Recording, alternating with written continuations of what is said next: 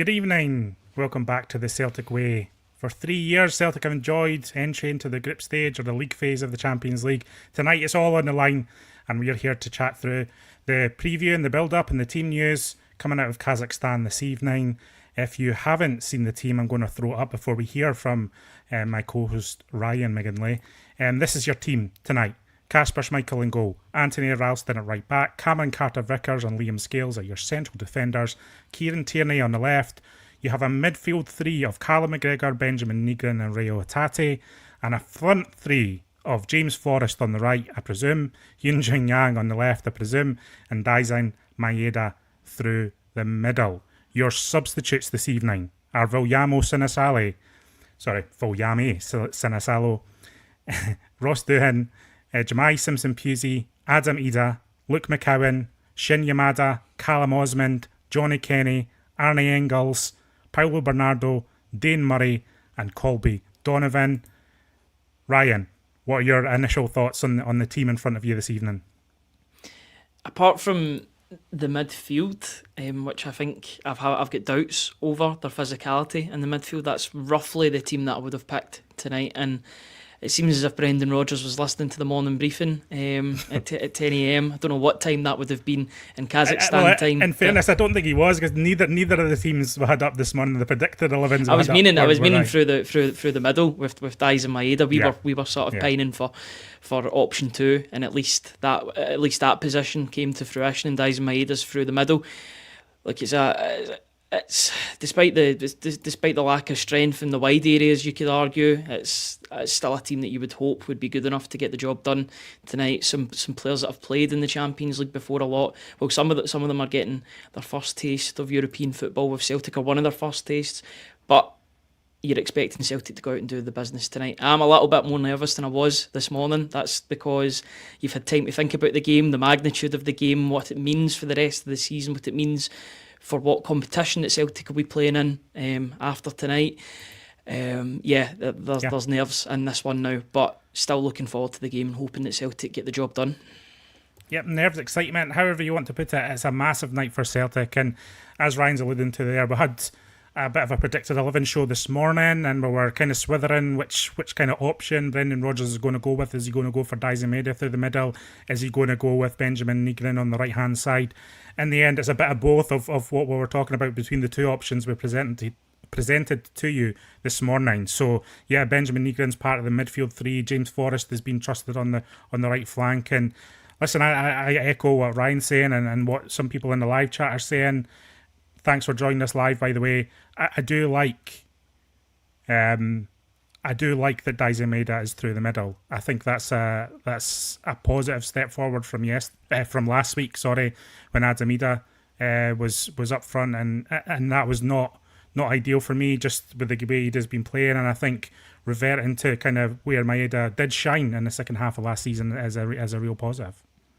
Yeah, and it's putting your faith in Daizan Maeda that if a chance comes to him when he's through the middle, then he'll take that opportunity. You're putting your best attacker right now. That he is the best attacker at Celtic at the moment, despite him not scoring in the Premiership as of yet. I thought he looked much more brighter. He looked brighter against Livingston at the weekend when he came on, or when he was moved out to the left and he provided that assist to Johnny Kenny. So there's a responsibility on his shoulders tonight to take the chances when they come, because there are a fair few strikers on that bench this evening. If it isn't working out for him, if it hits 60 minutes and Celtic are still chasing, then I think you'll see some changes. You might see Adam Ida come onto the pitch, might see Johnny Kenny, might see them both on the pitch.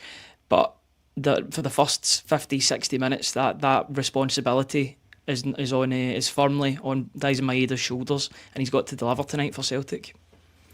Yeah, I mean, I think there's many players across that team that have to deliver tonight. Certainly you're wanting this midfield to stand up and really set the tone in this match. You know, Callum McGregor there. We need a great game from Reo Hatate tonight. It's one of those ones where you feel like if Reo Hatate plays well this evening, then Celtic are going to have a good evening. You need him to step up and show something. We need Nigren to be very influential and very involved, just as he was at the weekend. If we can get this midfield battle right, then there's joy for Celtic to be had here, because we've got the pace, we've got the talent in these forward areas. Now, the wide areas, again, it's a massive concern for me because Celtic should have strengthened these wide areas by now. I think going into a Champions League tie of this importance with James Forrest on one side and Yoon Jung Yang on the other is not ideal in any scenario. Now, and it's nothing against those players, but both of those players were backup choices last season. And the fact that they are now starting in a match of this significance, there's a wee tinge of annoyance there for me. But this is the cards that have been dealt, and this is what we're here for. I'll just run through the bench again for you. As I say, Sinisalo in goal, Ross Doohan, Simpson Pusey is on the bench, Adamida, Luke McCowan is on the bench. Luke McCowan seemed to pick up a little bit of a knock at the weekend, but it appears he's now okay. So he's on the bench. Shin Yamada, Callum Osmond's on the bench, Johnny Kenny's on the bench, Arnie Engels, Paulo Bernardo can change up that midfield, and then Dane Murray's performing a backup role on the bench, and so is Colby Donovan in support of Anthony Ralston. I would imagine we're going to see Adamida at some point. I would imagine we're going to see potentially Johnny Kenny, potentially Shin Yamada at some point. There's a fair bit of movement that can go around in this forward line just the way it's set up. Again, Engels and Bernardo, really, potential to see them across the 90 minutes too. And you're going to need the bench performers to come in and perform as well as the starters here, Ryan, because it could be a long evening. There's a potential for this to go beyond 90 minutes, beyond 120 minutes. It's it could be a long old evening in store for us. Yeah, and you're hoping that if that is to be the case, and it is to be a long night in Kazakhstan, that Celtic can rely on those players to come off the bench and make a positive impact, not just in goal scoring, but in terms of controlling the tempo. I'm not sure what we're guessing at how the game will go, but you would hope that Celtic will have a lot of the possession, maybe not as much as 75%, which is what they had last week at Celtic Park, because they are away from home. But I would still want Celtic to have the majority of the ball and make things happen when they've got the ball. Be precise when they're in possession and actually make things happen rather than just have the ball for the sake of it. I want most of their movements to be purposeful and hurt the opposition tonight. I think Celtic have got to really hone in on the fact that FC Kairat are missing a number of key players tonight. Celtic have got to go and punish that tonight. It's the biggest game in this team's history, but they are missing key players, and you would want Celtic to pounce on that tonight. And you're hoping that they can do that both with the starters and coming off the bench with the strength that they've got in depth. Yeah, absolutely. Loopy33 asking, what happens when Forrest is subbed off is what worries me. There's literally no one unless he resorts to the Livy lineup. I think Nygren would go out to the right-hand side this evening if Forrest is subbed off at some point, and then you would bring Arnie Engels in to replace what Benjamin Nygren's off in the midfield. That's the way I would see that going. Craig Rankin feels that Rodgers has selected the strongest possible Celtic team this evening. It's time they took some pressure off the boss and delivered. Can't wait. And Donny, someone else just, summing up that Nygren will probably play in the wing when Forrest, as it says here, would potentially run out of gas. It's one of those nights, Ryan, that, as I said, Celtic have enjoyed automatic qualification for these European nights so consistently over the last 3 years, and tonight it's a different type of test. That it's really, we're going to find out a lot about Brendan Rodgers' side tonight and how well prepared it is for the season ahead, because as we know, this is just such a pivotal game, not just in terms of finances, but everything around Celtic, the momentum of Celtic, the forward direction of Celtic, what people are saying about the ambition of Celtic. If you can edge past this one, strengthen the team, we're expecting 4 signings over the next week or so.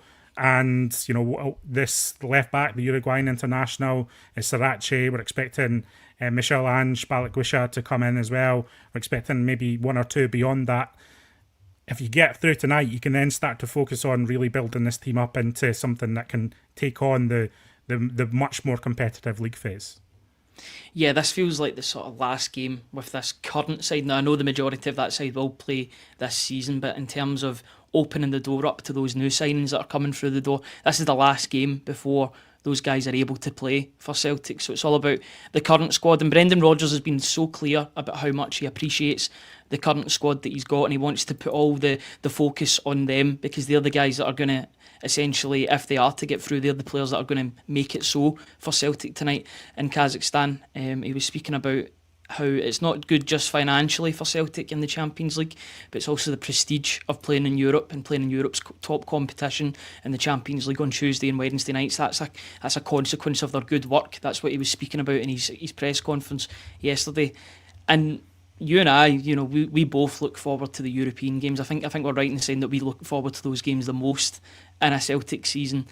You're just hoping that that's in the Champions League this season, and Celtic can get the job done tonight. But it's all up to those players. It's up to that starting 11, and it's up to the players on the bench that are going to come on in the second half to continue to make an impact for Celtic to get through to where they want to be, which is the Champions League phase. And here's hoping that they can do that. It's going to be a tough test, but they've got the quality in that team and on the bench to make it happen for them tonight, as long as they play well and perform to the best of their ability. Yeah, as you mentioned, Kairat have a few players missing tonight. They've gone with a front three, I think, of Jorginho, Ricardinho and Gromyko. And their midfield is Glazer, Tapalov and Arad. And their back four, they've got their kind of experienced back four in place with Martinovic and Sorokin as their central defensive options. They have had to substitute out their goalkeeper this evening, who played last week at Celtic Park.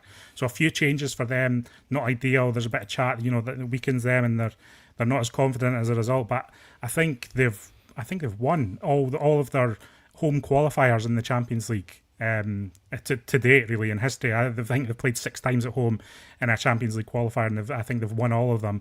So they're a tough team to beat at home, and I don't think this is going to be a case where Celtic are blowing them away in the first half an hour. I think this one's going the distance.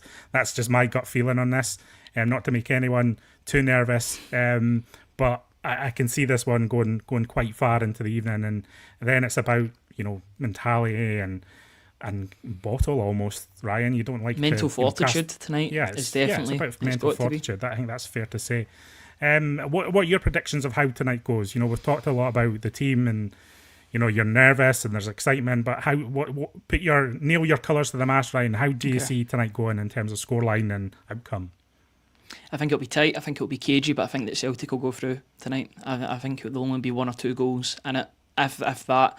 Well, there's definitely going to be 1 goal in it regardless how long it goes, but I just think it'll be a tight and cagey affair. But I think that Celtic will come out on the other end as victorious. I'm confident they can do that, but I think it's important that they avoid that chaos that Callum McGregor was talking about. Avoid the chaos that can happen in these away games, particularly away games. Yes, I know they can happen at home, but for Celtic in Europe, if you think over the past 10, 15, 20 years, chaotic games in Europe away from home have tended to not end so well for Celtic. So if they can control the narrative, control the way the game is played tonight, then I think they'll be fine.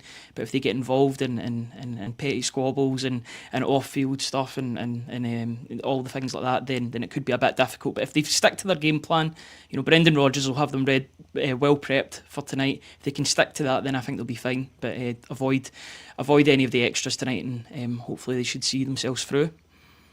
Yeah, there's a few people joining us a bit late and wondering what the team is, or if the team's out. The team is out, everyone, and this is the team. Craig B asking, what's the team?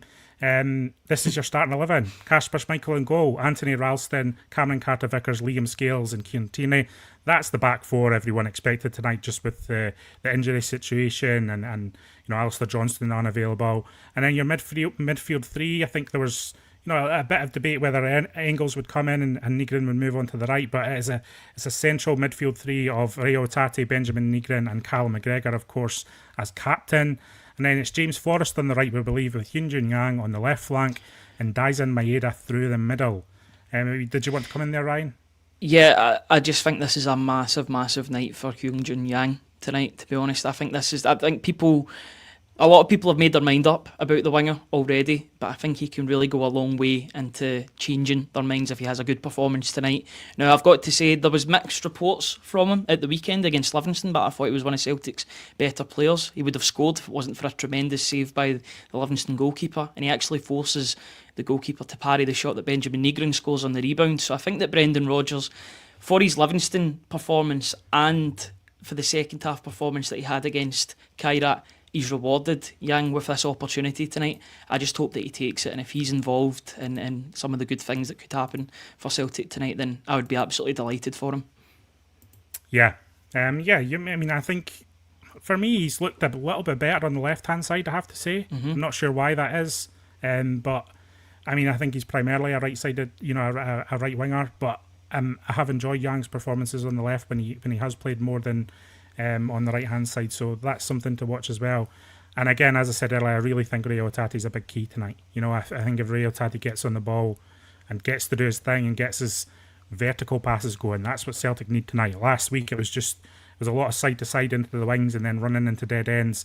Tonight Celtic need to be a bit more incisive and bold. Now, that doesn't mean I want Celtic to overcommit in those areas. I don't want Liam Scales coming up to the final third and playing a bad pass and suddenly Celtic are overcommitted and it's only Callum McGregor stopping a counter-attack. That is certainly something I think Celtic need to be wary of tonight. I think the problems in Europe, over the last few years have been, that transition from attacking to defending and sometimes being on the edge of the opposition box from a corner and then suddenly conceding 7 seconds later with a quick breakaway. So Celtic have to be wary of overcommitment, or if they do overcommit, they have to back it up with a little bit of quality. There can't be any of these stray passes that suddenly leave Celtic open to counters, because I think Kairat are, they'll be up for this as well. Of course they are. This is the biggest match in their entire history. This is a huge match for Celtic, but it's the biggest match they've ever had in their entire history in terms of make it into this league phase of the Champions League, which they've never managed to do.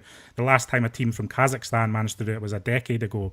So this is an historic evening for them, and as a result, Celtic need to be wary of those moments too.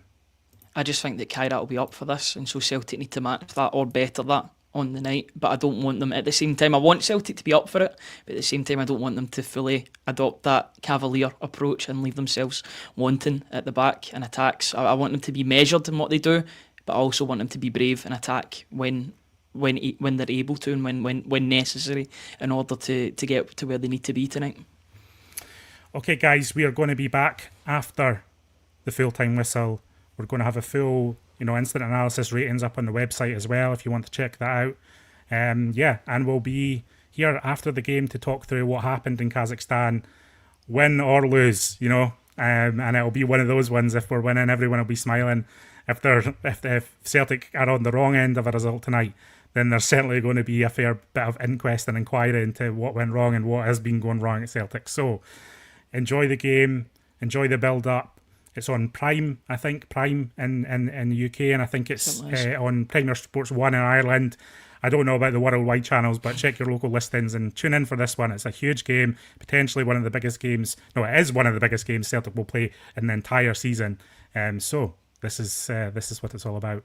And Ryan, I'll see you after the game. I'm going for a Celtic win as well, by the way. I think Celtic are going to edge this one. I don't think it's going to be particularly comfortable, and I think we might have to look through our fingers on two or three occasions, but I think surely Celtic can get the job done, and surely we're all happy once we reconvene live on YouTube to discuss what went down in Almaty. Ryan, thank you again, and everyone, we'll see you next time on the Celtic Way.